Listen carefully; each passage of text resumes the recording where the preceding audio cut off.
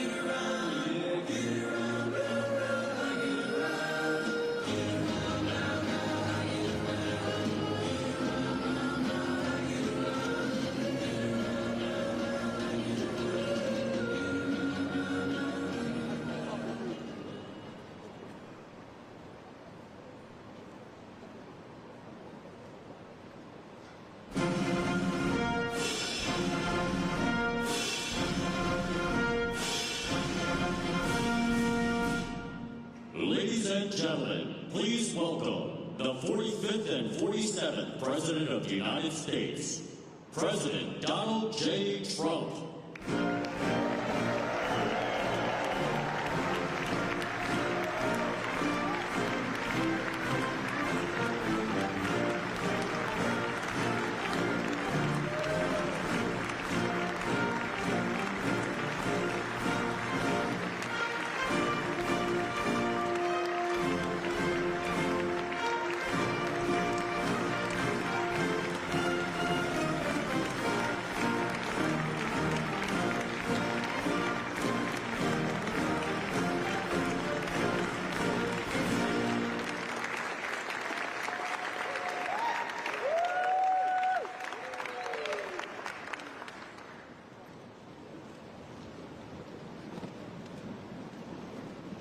Well, good afternoon.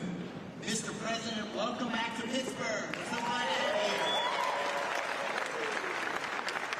A year ago, almost to the day, I was with you at Butler, and I witnessed your strength and your courage on that day, and Dina and I are beyond grateful that you're here safely with us, and we are honored and thrilled to have you back in town.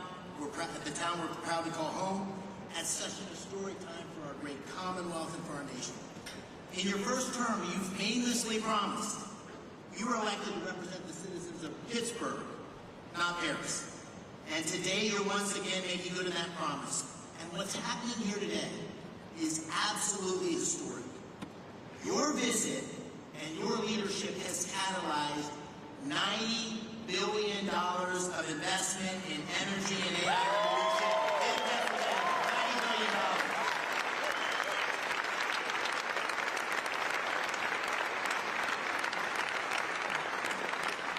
Your presence and those commitments showcase Pennsylvania's story to the world. And today's summit begins to deliver on the promises that you and I made to the working families of Pennsylvania by creating many thousands of new jobs. Mr. President, you and I campaigned on an agenda to make America energy dominant, to secure our nation's AI leadership, to create jobs and opportunity for working families in Pennsylvania and across America. And your policies are working. You're making our country energy dominant once again. You're supporting workers at every level. You've embraced foreign investment and created good paying jobs right here in the United States of America. And you have been unwavering in your commitment to rebuilding America's industrial capacity and securing long-term AI leadership. Those policies are not only crucial to our economic well-being, to the people here in Pennsylvania, but to our national security. And this agenda has galvanized private capital. It's unleashing a new wave of industrial development and job creation across America and in Pennsylvania. And I just want to say I'm so thankful to you, but also to your incredible team, Secretary Lutnick, Secretary Bessent, Secretary Bergen, Secretary Wright, David Sachs. We have had such incredible leadership and support from your team. Before we talk about those commitments here, and what it means for Pennsylvania workers, I know you want to say a few words. And so I'd like to say, ladies and gentlemen, it's my honor to introduce the 45th and the 47th President of the United States of America, Donald J. Trump.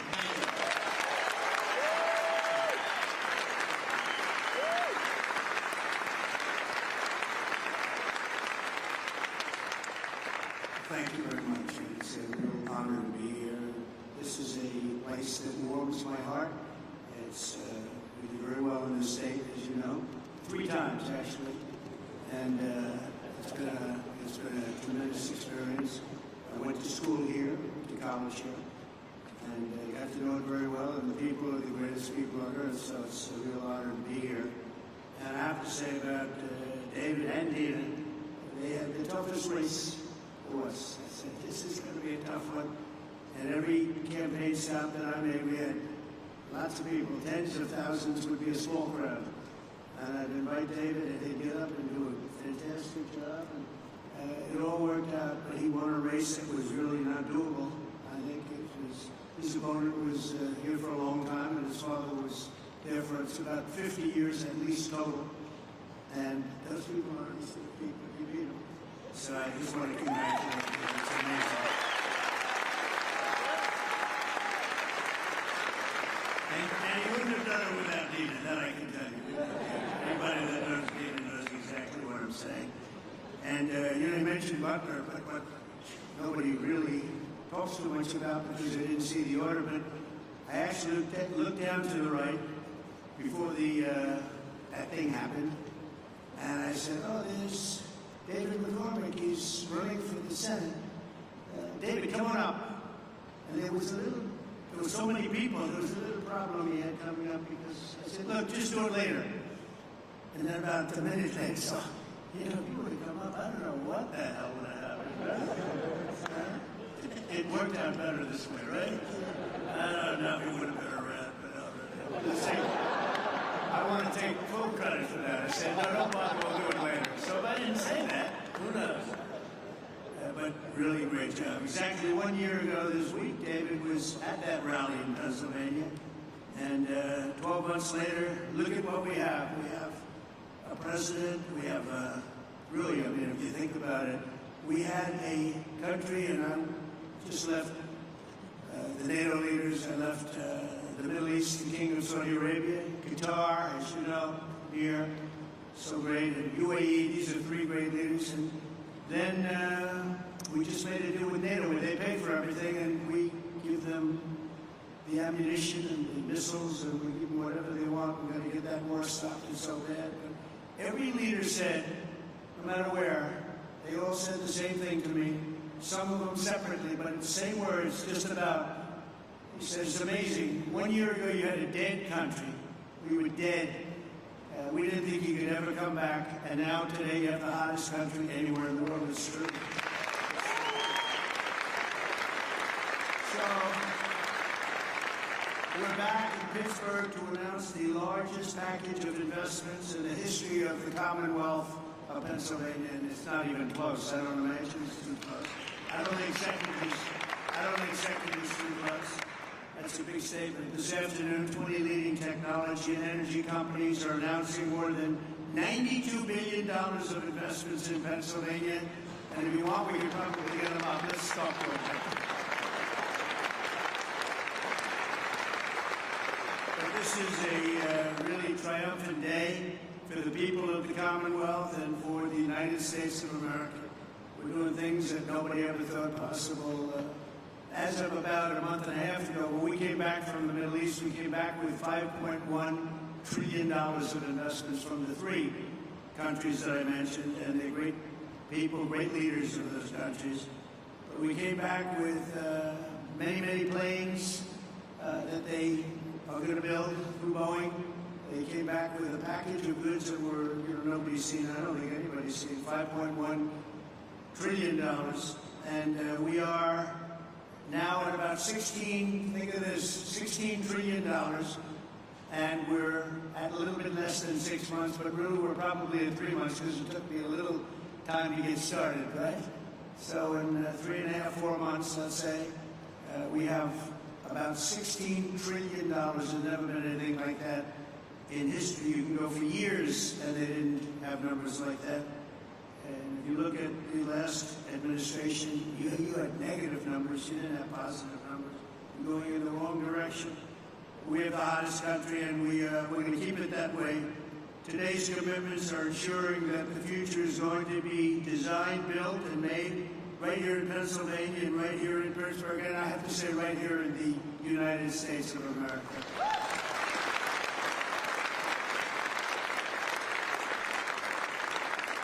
I want to thank, we have some great talent in the administration. I want to thank and say hello to a few people that are with us. Secretaries Scott Bessent, Howard Lutnick, Doug Burgum, Chris Wright. You know, Chris Wright's very friendly with the people up here. Doug, I wanted Doug for energy. I didn't know about Chris. And Doug said, I have somebody that's much better than me. Right? Doug never said that in his life. I said, this guy must be very good. But what a team they are. You know, we have one controls the land and one controls the energy, but it was sort of intertwined. So we put them together, right? We never even discussed who's supposed to be the leader of the pack. But boy, you are. It was one instruction: drill, baby, drill, right? And they are drilling. They are drilling. We have the EPA administrator. Probably, I must say this, Doug. I hate to say it, Chris, Doug, and all of you guys. The most important man of the days today is Lee Zeldin. It's called environmental protection because he's going to be the one that gets you a permit. He's going to get you a permit for the largest electric producing plant in the world in about a week. Would you say? Now, if you go nuclear, I promised him I'd give him 2 weeks. Okay? Nuclear will give him a little more time. But you know, the biggest problem we've had is it takes years and years to get permits, and he really is. He's a phenomenal guy. And, you know, his history, he's a great lawyer, great congressman, in a race that was, according to most, unwinnable, almost won for governor, just missed it by a few points. And he's really fantastic. But he's essentially the Environmental Protection Agency, the top man, and he's got things rocking, and already they're building plants and they have their permits. These are permits that would have taken you literally 10 years to get, or I would really say 10 years before they voted against you. because that's really what was happening. It's crazy all over the country, but we're freeing it up, and he really is going to be able to produce. And I'm looking at the numbers of China, where they're producing a lot of electric. Well, they only have one man they have to worry about. Our friend, right, President Xi, he can do that by himself. I don't know if I can. Do I have the right to overrule you? Maybe. I don't know. Probably I do, but I won't have to. But, so he has one man, and we have one man. The one man is sitting right there. We appreciate you doing an amazing job. They're building plants already. They're building plants, and they have already their permits. And I have to brag just for a second, because when I first heard about AI, and it's not my thing, although my uncle was at MIT, one of the great professors, 51 years, whatever, the longest-serving professor in the history of MIT, 3 degrees in nuclear, chemical, and math. That's a smart man. Kaczynski was one of his students. Do you know who Kaczynski was? There's very little difference between a madman and a genius. Kaczynski said, what kind of a student was he, Uncle John, Dr. John Trump? He said, what kind of a student? And he said, seriously good. He said he'd go around correcting everybody, but it didn't work out too well for him. It didn't work out too well, but it's interesting in life. But I will say this, that we have the greatest brains, we have the greatest power, and we are going to have more electric. I said to some of the guys coming in, they wanted to hook up to the grid. I spoke to Mark, Jeff, and a lot of people. And they said, well, we want to know about the electric, because I was told we'll need from David. You're the first one that told me. That's why I hired him, because I said, he told me something I didn't know. He said, you need double the electric of what we have right now, and maybe even more than that. Remember that? And I said, what, are you kidding? And that's double the electric that we have. Take everything we have and double it. And actually, the number, that was even lower. You need more than that. And to do that, you have to hook up to an old grid, in many cases broken, and certainly very much open to destruction from bombs and planes and from, frankly, storms. You see what happened, that horrible situation in Texas. And you'd be subject to that. And it's fragile, but it is old, and it can't have the capacity unless you totally rebuild it. That would take decades.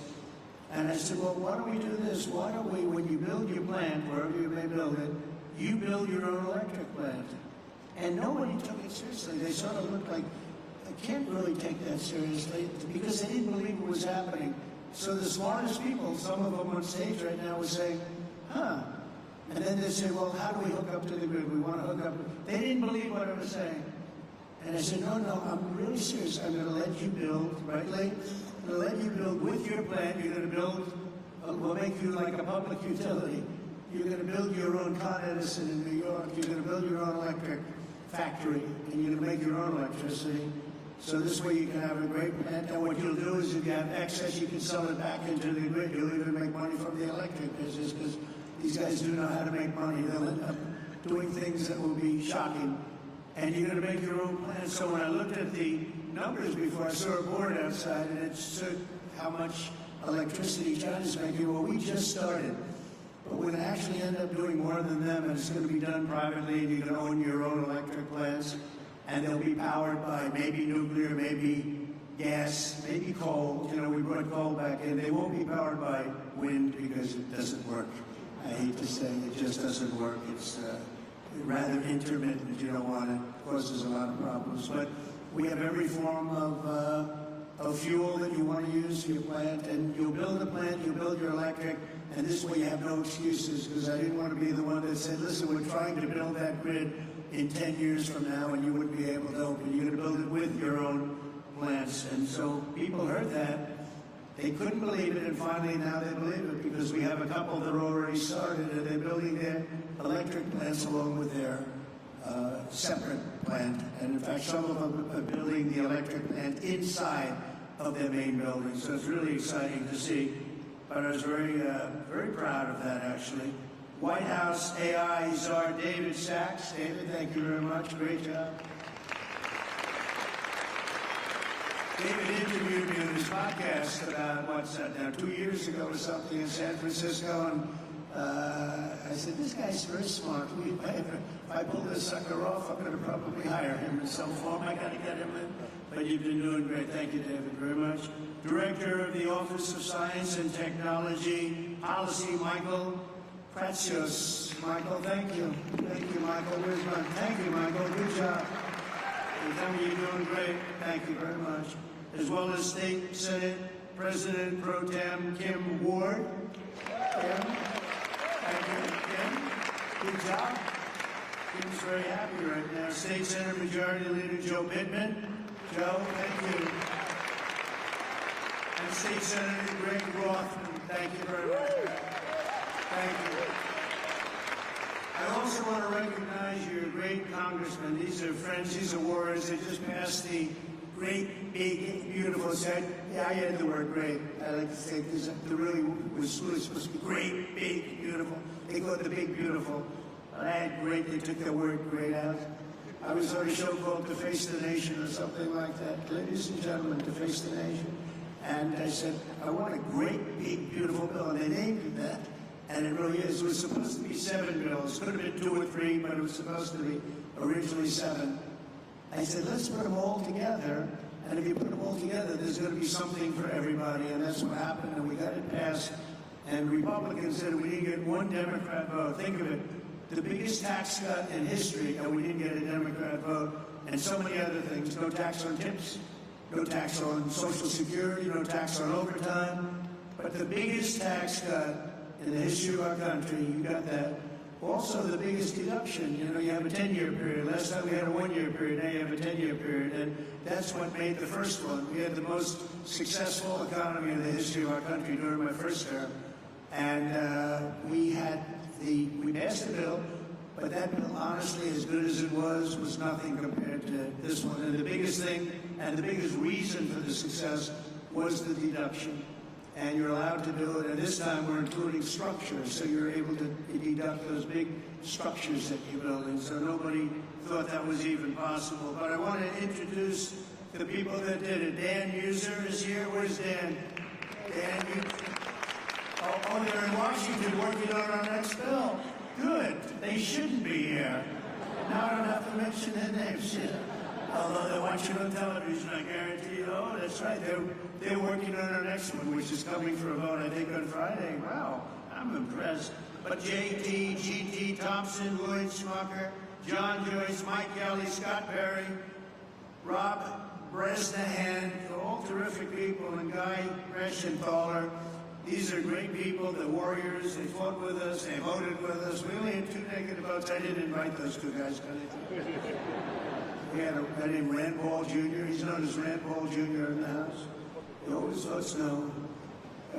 We had somebody else that did him a big favor, and I said, well, he's not going to, sir, I don't think so-and-so is going to vote. I won't mention his name. And I said, oh, he's going to vote because I did him a very big, big favor, very personal favor. As big as you can get, having to do with them in life. But having to do, no, he's going to vote. Don't worry about it. Okay, sir, you tell me, but I don't think we're going to get his vote. Don't worry about it. I said, I know what I'm talking about. Don't worry about it. And sure as hell he voted against this. And I sent another one down. Another great move by Trump. Anyway, so much for favors. It's welcome to the world of politics, right? Right, David? We know about that. But we're here today because we believe that America's destiny is to dominate every industry and be the first in every technology. And that includes being the world's #1 superpower in artificial intelligence. And we are way ahead of China, I have to say. We're way ahead of China, and the plants are starting up, the construction's starting up. And did you notice that 2 days ago they just announced that they had a budget surplus of $25 billion in this country? Right, Howard? They never saw anything like that. They would say, what did that? That's been like decades. $25 billion, and that's peanuts compared to what it's. And it's good business practices. The tariffs are coming in by the hundreds of billions of dollars, and they're really at the infant stage right now. It's only on cars and steel, mostly. And the rest is starting to kick in. We just made a deal today, a big one with Indonesia, a great deal. They've opened up Indonesia fully. Indonesia really has great copper, very, very powerful copper, but they have a lot of things, and we have full access to Indonesia. We'll soon be announcing probably, if we do, we do. If we don't, that's okay too. I don't mind, because I'm very happy with the letters that we send out that you'll be paying X percent. I almost like it better if you want to know the truth. But Scott and Howard, they like to go the old-fashioned way. Let's work hard to make a deal. I don't know. There's something about pay us 35% of everything, and we're very happy. But I think India's going to open up, and a lot of countries are going to open up. And some that don't, they'll just be paying a very substantial tariff, but peanuts compared to what they should be paying. So we have some amazing things. China and other countries are racing to catch up to America, having to do with AI, and we're not going to let them do it. We have the great chips, we have the great everything, and we're going to be fighting them in a very friendly fashion. I have a great relationship with President Xi, and we smile at the back and forth, but we are leading. I heard somebody say before that we're going to try and catch China. We're not catching them, we're leading. And one of the advantages they have is they show the electric that they have it. They're opening up coal-fired plants all over the place. And we're entitled and allowed now to do that too. We took coal, it was taken out of the chain, and coal is actually a very, very powerful. I say you're not allowed to call it coal. You have to call it clean, beautiful coal. You're not allowed, John, to call it just coal, because people don't understand. We call it clean, beautiful coal. But China is, I think they're going to be very far behind. You mark my words, I think they're going to be very far, because we have a lot of places going up right now, and they're all going to be great, and they actually feed off each other. But remaining the world's leader in AI will require an enormous increase in the energy production, and that's taking place, and you're doing it yourself, and a massive build-out of physical infrastructure and the tremendous technology skill that Pennsylvania has, and you have tremendous skill in this state. Today, the Commonwealth is reclaiming its industrial heritage and taking its place at the forefront of the AI technological revolution. And as I said before, it's an expression I used all during the campaign, and screamed it out, "We'll drill, baby, drill." And people went crazy. We had big crowds, as you probably heard, biggest ever, biggest in history. The investments being announced this afternoon include more than $56 million in new energy infrastructure and more than $36 million in new data center projects. And a lot more than that are going to be announced in the coming weeks, not even months. I think we could say weeks, right, Howard? In the campaign, I promised that I would save the Homer City power plant 50 miles east of here that Joe Biden's Green New Scam forced to shut down. It's the Green New Scam, greatest scam in history, the greatest in history. Well, the auto plant, I think, is a bigger scam, if you want to know. Actually, I do believe that. Today, we're pleased to report that a $15 billion investment from Knighthead Capital Management. Who's here from Knighthead? Well, I'm very impressed with that. $15 million. That's a great location, too. Wow. That's very impressive. Thank you very much. That's a big number, huh? It's a big number, yet it's peanuts. Relative to what? That's a good job. But the Homer City site is being resurrected as the largest natural gas-fired power plant ever to be built in North America. Is that right? That's fantastic. As another example, Google will be investing billions and billions of dollars to revitalize two major hydropower facilities in Pennsylvania. Congratulations, hello to Sergey, Sundara. They've done a pretty good job at Google, I'll tell you. And they have their star right here, so congratulations. That's really fantastic. And under the last year of Biden, China added 11 times as much power generation capacity as did the United States. That's under Biden. That's not under Trump. That's under Sleepy Joe. Under the Trump administration, America's getting back in the game, and we're going to actually be doing more than they do, as I said. And on day one, I ended the Green New Scam. I also ended Joe Biden's war on clean, beautiful Pennsylvania coal. Totally ended. Coal has equal, if not greater status. It's a very powerful thing, coal. China is sort of interesting. China makes windmills, but how many wind farms do you see in China? I haven't seen any lately. sort of crazy. They build the windmills, sell them into our country, sell them all over the world, and they ruin their fields and ruin their valleys. And then you look at China. Where's your wind farm? Well, we have one. We're thinking about one. The whole thing is crazy. But they use coal, and they're building right now about 52 power plants, all of coal. I signed historic executive orders to expedite construction of brand new nuclear power plants, which is very hot.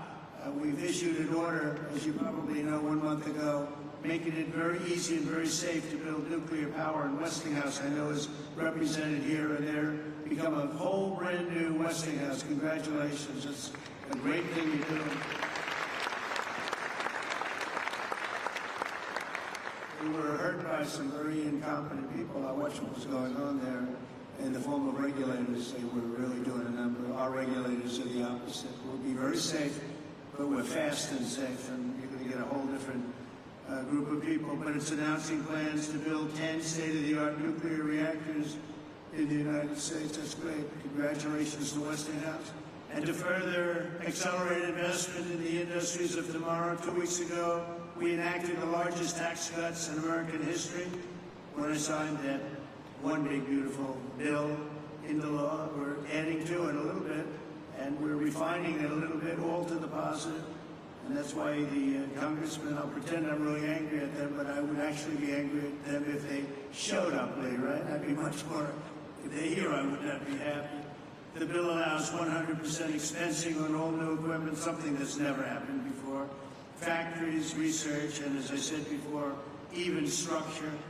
To further protect Pennsylvania industry, 2 months ago I came here to announce my approval of a historic investment deal with Nippon Steel of Japan, to keep U.S. steel right here in Pittsburgh.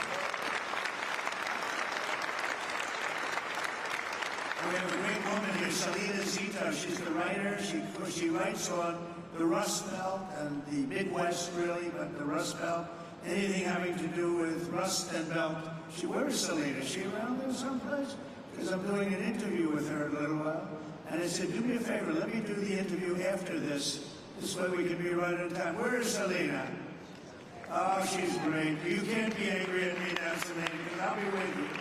I said, Selena, can we make it after? Otherwise, we're going to keep a lot of money waiting. These people have big money. When I saw the people here, I said, Selena, I'm sorry. I have to delay this. And also, Miss McAdams. Where's Miss McAdams? We're going to do one with her, too. And she's great, with Fox. And she's been fantastic. Stand up. Stand up. Young and smart and vibrant. You've done a great job. So I'll see you in a couple of minutes. That's great. We can't keep this kind of money waiting. These are truly the biggest investors in the world, including my friend John on my left. But these are the biggest investors in the world. I'm sorry, McAdams, and I'm sorry, Selena. That's the way it works. It's very impressive. But Nippon Steel, and we got it, and we have all sorts of protections because of the fact that U.S. Steel was, you people, years ago, 80 years ago, was the biggest company in the world, most powerful company in the world, and we were very strong, and Nippon's coming in. They're going to be investing $17 billion. They're going to build new plants all over the country using U.S. Steel, and we have the absolute control because we don't want to lose control of that one name. That one name is very important for to the history of this country, and I think Nippon's going to do a fantastic job. And, you know, in some cases, they could take it back to their country. I said to people, because a lot of people said, well, what do you think? Japanese companies coming in, they said, well, you know, when they spend $1 billion in a steel plant, they're not going to put it on a boat and take it away. It's going to be right here with us, no matter what. But they are going to do a fantastic job, and they look forward to it, and they're so excited about it. They actually fought very, very hard to get that deal. And I think when you look at the countless jobs at the Mon Valley Works in western Pennsylvania, we have something that's going to be really incredible. And we did keep a golden share. You know what's the golden share? I do. I have the golden. Does everybody know what a golden share? A lot of these people from the Middle East, they don't have to worry about golden shares. But we have a golden share, but Nippon's going to do a fantastic job. With that historic announcement and the new commitments being made today, we're building a future where American workers will forge the steel, produce the energy, build the factories, and really run a country like, I believe, like this country has never been run before. I think we have a true golden age for America. We've been showing it, and it truly is the hottest country anywhere in the world. And I'm honored to be in Pennsylvania, and I'm honored to be in Pittsburgh, and you're going to see some real action here, so get ready. Lots of jobs, lots of success. Really, a beautiful thing is, it's going to be beautiful to behold. So enjoy yourselves, and I look forward to hearing some of you geniuses speak, if that's okay. I'll stay around, all right? Okay.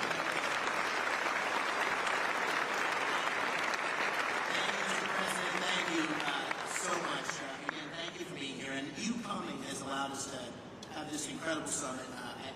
Most surprising, this summit was Gina's idea. But what it's allowed us to do is catalyze the investment.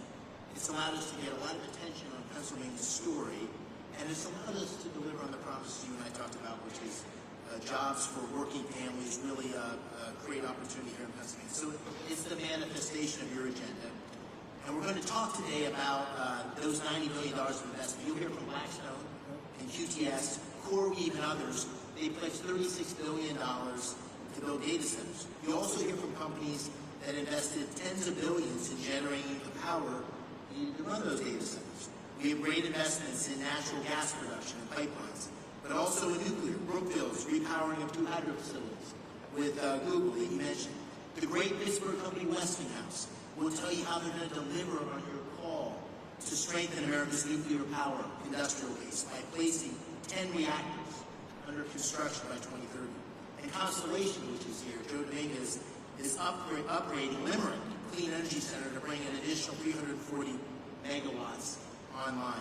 First Energy and Pennsylvania's PPL have collectively pledged $20 billion to build and operate the grid infrastructure required to support a data center renaissance right here in Pennsylvania, and to ensure that ratepayers don't foot the bill. And finally, you got technology companies like Google that are investing in bringing the benefits of AI to Main Street, and their AI Works for Pennsylvania initiative, which will offer AI training for 1 million small businesses. The great thing about today is these are not empty promises. These are tangible, real commitments, and they're only the beginning. The distinguished leaders you have around the table here, from Larry Fink to Darren Woods, from Toby Rice to Bruce Flatt, to great global investors like my good friend Chow Kit from Singapore, Luna Mubarak from the United Arab Emirates. They've traveled long distances to witness firsthand this historic moment and to see firsthand what's happening in Pennsylvania.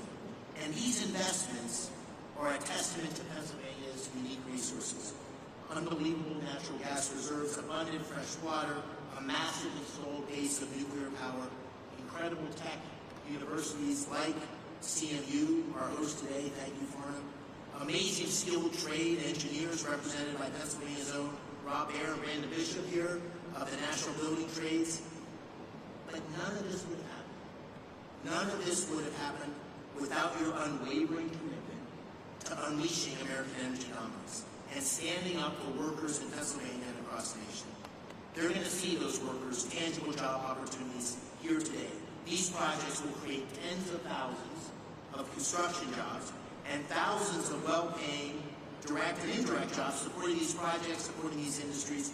It's going to make a big difference in Pennsylvania communities.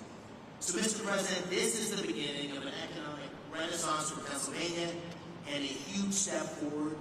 And I want to thank you for making it possible and for being here in Steel City. So let me give you one more hand. Thank you.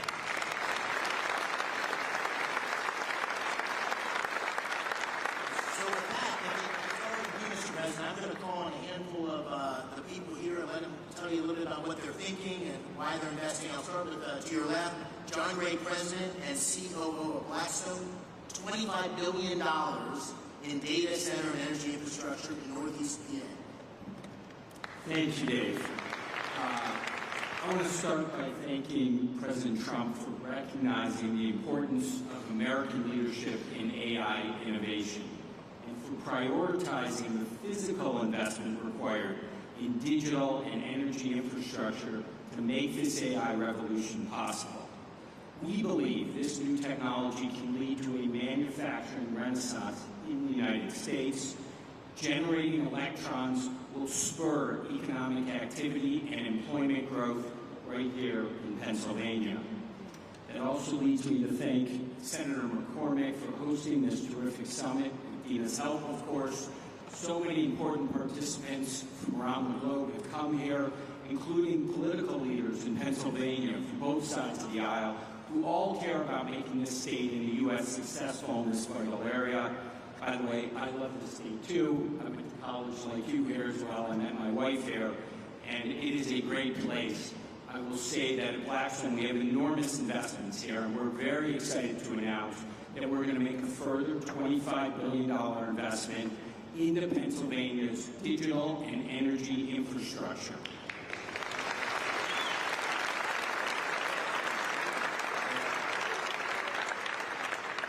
The investment should catalyze over the next 10-plus years a further $60 billion on top of that into the state. Pennsylvania, as you've heard, is uniquely situated as a strategic hub to power the nation's AI objectives. Abundant, low-cost energy, 20% of the country's natural gas production, and by co-locating data centers next to the natural gas, we eliminate the enormous cost and time delays with these projects, which makes us super bullish on this state. America's AI future obviously requires rapid acceleration of data center construction. Our company, QTS, is the largest independent data center developer and operator in the world. QTS has secured multiple land sites throughout the northeast of Pennsylvania. We're very excited about that. The co-CEO, Tad, is over there. We're also excited to announce today a JV with Pennsylvania utility PPL to invest in new natural gas generation facilities. These will ensure grid reliability and power Pennsylvania's digital infrastructure, as well as homes and businesses across the Commonwealth. Net here, this continues our long-term partnership with Blackstone with Pennsylvania. We believe 6,000 plus jobs will be created or supported annually over the 10-year construction timeline. Over 3,000 permanent jobs will be created or supported by QTS and its customers. We have long-standing relationships with labor. We plan to continue those here in Pennsylvania, and we intend to commence construction on these projects by year-end 2028. Thank you for having us today, Senator McCormick. Thank you, President Trump, for your leadership. We are honored and excited to be investing in the future of Pennsylvania and the United States.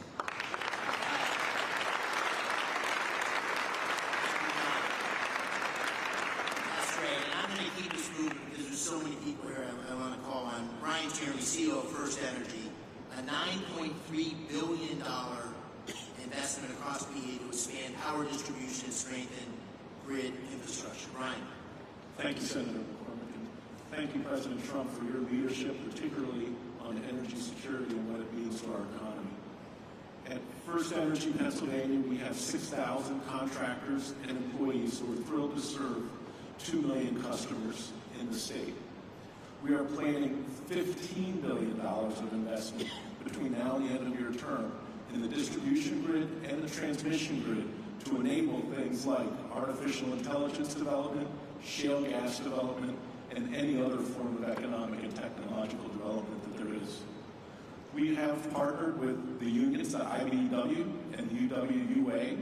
We have a journeyman lineman hiring program, and we have an apprenticeship program that will create not just jobs, but long-term good-paying careers for the people of the Commonwealth.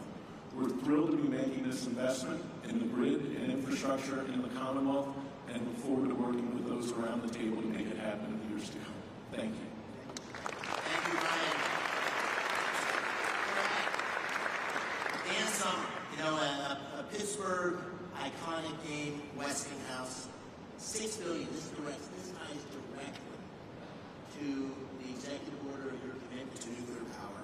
$6 billion investment to deliver 10 new large nuclear reactors by 2030, consistent with your executive order, and we're so excited about it here.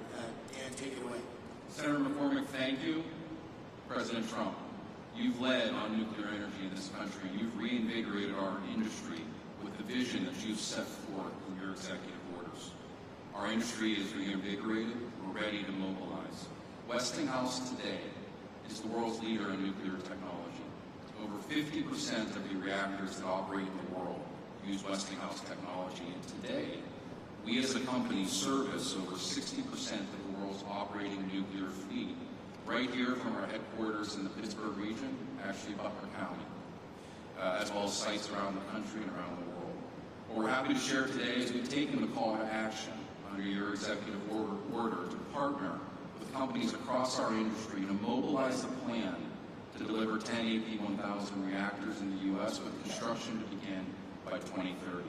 This is not only critical to achieve your goals with respect to energy dominance and winning the AI race, but it's a driver of massive economic benefit across our country. When we deploy a fleet aligned to your vision, we'll drive $75 billion of economic value across the United States, with $6 billion of value here in Pennsylvania. It's also a jobs machine. Implementing your vision will create or sustain over 55,000 jobs across the country and over 15,000 jobs here in the Commonwealth alone. And these are great jobs across manufacturing, engineering, and construction. And beyond that, we're happy to announce today a strategic collaboration with Google to leverage Google's expertise in AI and AI solutions, along with Westinghouse's AI technology and 75 years of OEM nuclear engineering and construction data to build an AI machine that helps us rethink how to do nuclear construction in this country and honor your commitment and your expectations for us to, when we deliver nuclear, we'll do it on budget and on cost. Mr. President, thank you for your leadership. Thank you for your vision. Westinghouse and our industry are ready to deliver.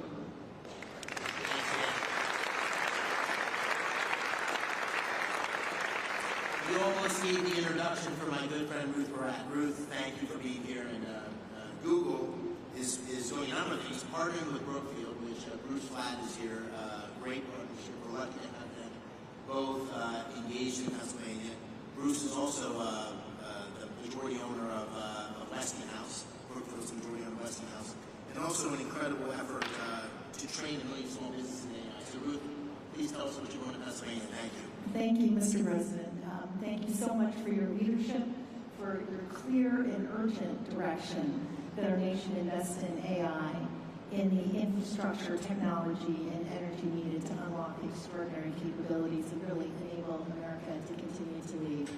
And Senator McCormick and Dina, thank you for this extraordinary convening. It really has delivered the energy, no pun intended, that we were striving to achieve here. On behalf of Google, I'm very pleased to be here in Pittsburgh to announce that Google is investing more than $25 billion in data centers and AI infrastructure across the states in this critical PJM region over the next 2 years. And to support the investment, we're investing in 3 additional ways and focused on them. First, Mr. President, to support your mandate for energy abundance, we're investing in hydro, as you referenced. It is a $3 billion, 20-year agreement with Brookfield Energy to modernize 2 hydropower facilities in Lancaster County. Second, we've already heard about the importance of the grid. The Department of Energy has estimated that there is up to 100 gigawatts of additional capacity in America's grid infrastructure if we collectively work to unlock it. So at Google, 2 things. We're applying advanced technology to ensure that we're most efficiently using power from the grid, and we're also working on ways that AI can help to identify and deploy capacity more efficiently. I think what's really exciting also is we're focused on jobs. There are 2 parts of the focus on jobs. One is really training to support the jobs to modernize the grid. There is an acute need for electrical workers in this country. It's estimated in the 100,000 plus. Last month, Google made a grant to the Electrical Training Alliance to equip more than 100,000 electrical workers with the skills that they need and train 30,000 new apprentices by 2030. Today, we're expanding that grant to increase the projected pipeline of new electricians in Pennsylvania by 64%. Third, we think it is critical, as Senator McCormick said, to build a fair America, an America where everyone has the opportunity for jobs of the future. And to ensure that we can do that, today, starting in Pennsylvania, we're really proud to announce AI Works for America. And through partnerships with leading employers, universities, skilled trades, and manufacturers, we're going to help train American workers and students by teaching them essential AI skills. And as part of this, I'm very proud that Google will be offering free AI training to every small business in the Commonwealth of Pennsylvania.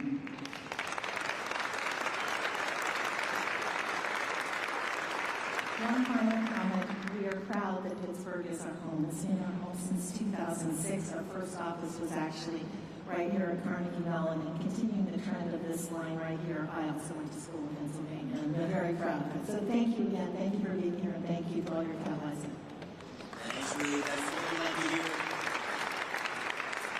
I want to call on just briefly Mike Ginsburg. Mike, I want to take note of this for all you CEOs. Mike is the CEO of the CoreWeave, which made a big announcement today, $6 billion investment in Pennsylvania, and his stock went way up. So all you CEOs, just take notice. Investing in Pennsylvania is good for your stock price. Mike, please tell us about this project. It's very, very exciting. Thank you very much, Mr. President, Senator McCormick. And yes, you're correct. The market responded well to our announcement of investing $6 billion into a Lancaster, Pennsylvania data center. It's a data center that we will be able to host some of the most advanced, state-of-the-art computing infrastructure that the country needs in order to maintain its position as the leader in artificial intelligence. The data center will drive 600 jobs for across the trade as we construct the site, and then another 175 jobs of permanent employment. We're extremely excited about the role that this data center is going to play in our plans to be able to support not just the Commonwealth of Pennsylvania, but the broader Mid-Atlantic region for us. And your support has been incredible across the energy space that's required to deliver clean, reliable power, as well as your support for artificial intelligence at large. Thank you very much. We appreciate your support.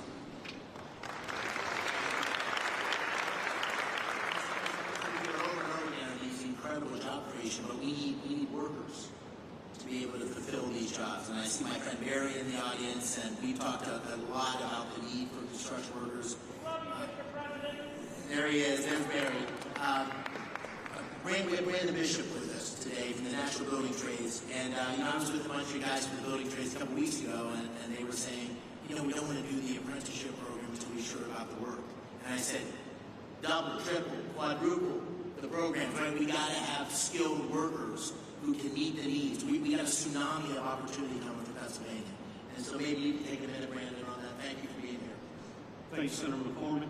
Mr. President, it's an honor to be here today representing North America's building trades unions and our 3 million members, especially the thousands of highly skilled workers across Pennsylvania who are ready to deliver on all of the historic investments being announced here today. All the projects discussed here today aren't just about energy and innovation, they're about job creation. And all of us in the building trades stand ready to deliver. If you want the highest quality, most productive, long-term labor survey, partner with us from day one. Don't just build with us, stay with us and maintain it for decades. And when you partner with the building trades, you get results. Productivity is 14% higher. Projects cost 4% less on average. They're 40% less likely to face labor shortages, and labor turnover is cut by 2/3. We are the solution to the workforce challenge. Our members are sourced and trained through the largest private workforce development system in the country. Over 16,000 world-class training centers, including many right here in the Commonwealth of Pennsylvania. These centers train hundreds of thousands of men and women through our gold standard registered apprenticeship programs, no taxpayer dollars required. And they don't just lead to jobs, they launch lifelong, middle-class careers with family-sustaining wages, health care, and retirement. So if you're investing in Pennsylvania, let's talk, let's plan, let's partner. Because there's no workforce more prepared to build the future, and no investment more than when you build with us. That's what we do. We build, we maintain, and deliver. all while doing it the best way, safely, on time, on budget, and with the highest quality. Thank you, Brandon. I appreciate it. Thank you. All right, so I asked the president. He said I could take the opportunity. We got the A team here in terms of the cabinet the president put together. So I'd like to do a lightning round and just call on a couple of cabinet members to comment on what's going on in terms of the incredible action and activity at the intersection of the AI revolution, the energy revolution. We got a great team here that's working together. So let me just work my way around the table. Mr. Treasury Secretary Scott Bessent, and then I'll turn to you, Howard, and then you, Chris, and then you, Doug.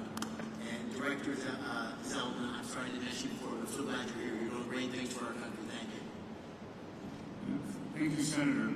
I want to thank President Trump for his leadership. The President's laid the foundation for a golden age economy and comes just in time to begin America's 250th anniversary celebration.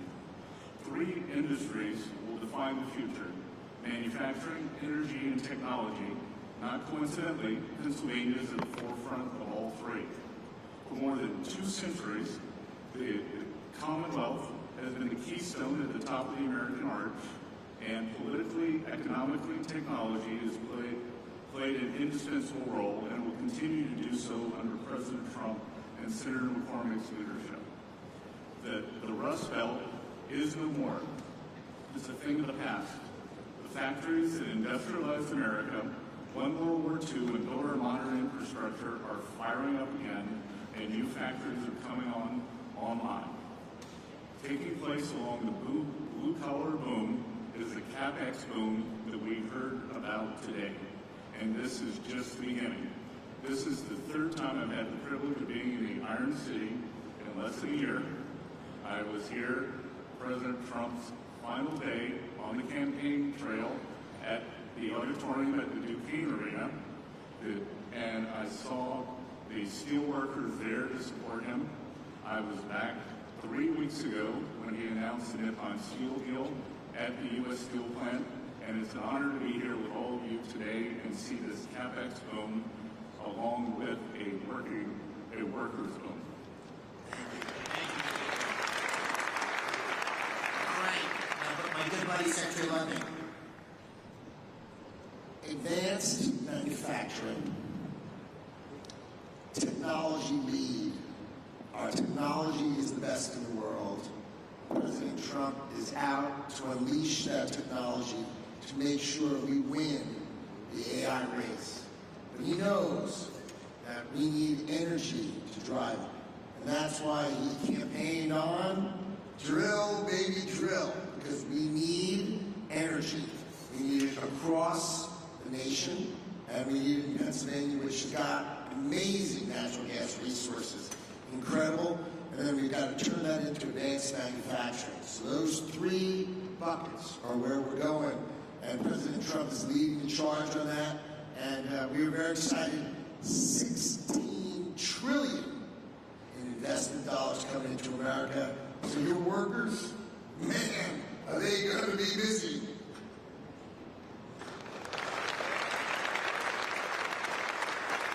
Secretary Wright, let me turn to you, and then Secretary Bergen. Yes, thank you, Senator McCormick, and thank you, President Trump. We are all here, and we're talking about $90 billion investment in this state because of a dramatic pivot in the leadership of our country.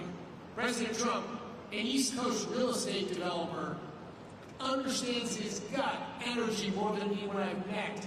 He knows energy is the infrastructure for everything we do. You get energy wrong, nothing else matters. If you get energy right, the possibilities are just immense. And Pennsylvania, the oil and gas industry, global oil and gas industry, started a few dozen miles from here in Titusville, Pennsylvania. The shale gas revolution may have started in Texas, but it really flourished and hit its peak right here in Pennsylvania. Pennsylvania today exports more energy to other states than any other state except for Texas. And it would export more, but it had blocks on building pipelines. 2 great opportunities for Pennsylvania energy. One, and President Trump is hard at work at both of these, One is to get those pipelines built from Pennsylvania to New England so we can change the quality of life and opportunities.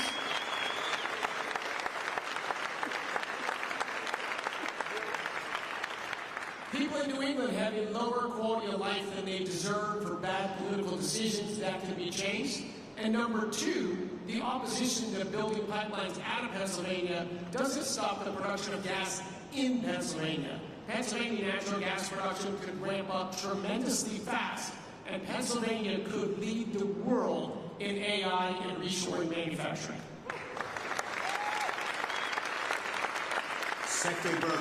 Thank you. Thank you, David. Dina. President Trump, it's such an honor to work for you. Your vision of energy dominance is the foundation of this golden age for America. It's coming true. And it's just common sense. You've called this the party of common sense, but it's when we talk about cutting taxes like never before, cutting regulations, speeding permitting, we're the hottest country in the world because of the policy changes that are drawing all that capital to come here. And now we combine this with the incredible natural resources that we have. You understand better than anyone that the balance sheet of America is the biggest balance sheet in the world, the natural resources that we have. And by unleashing energy, you know that that's what's lowered inflation. It's bringing prosperity at home, but it's also bringing peace abroad. You identified that there was a couple of threats to our country. One was Iran having a nuclear weapon. The other was losing the AI arms race to China. You took care of one of those a few weeks ago. You're helping to take care of the other one here. And I just want to say, again, that you're understanding what needs to be done. You're understanding that we need more power because a kilowatt of electricity today is worth more than it ever has been in human history because we can take Pennsylvania natural resources like gas, turn it to electricity, turn it to intelligence, and that intelligence lifts every single industry, not just one industry, not the company that owns the data center, it lifts everybody that uses it. This is going to be the biggest change in human productivity in history, and the U.S. is going to lead thanks to your vision. I want to just close by saying what an extraordinary group of people here today. Thank you all for coming. As we have, there's just people you can talk for days just listening to people around this table. So thank you for being here. Thank you for your commitment and investment in Pennsylvania. Thank you all for you in the audience.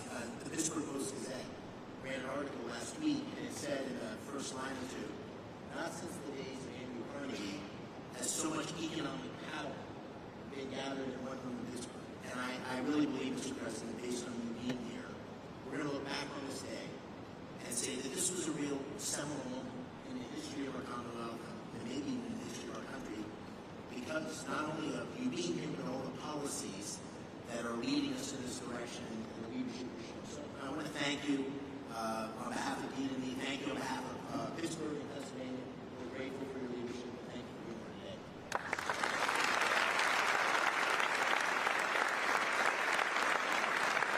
Well, thank you very much. And I have to say that David said, could you just come in and make a quick statement and then you can leave right away? And I said, okay, good, I'll do it. But when I saw the people gathered, I said, I'm not leaving. I want to learn something, and I have learned something. This is the smartest group of talent probably that you've ever had in terms of energy and even finance ever had in one room. So it's an honor to be with you. I used to do what a lot of you guys did. I like this better, though. I don't care. And you're doing a fantastic job. It really is an honor to be with you, and congratulations. You're going to have tremendous success all over the country, but you're going to have tremendous success in the Commonwealth. So good luck to everybody. And if I can help you, let me know. Thank you very much.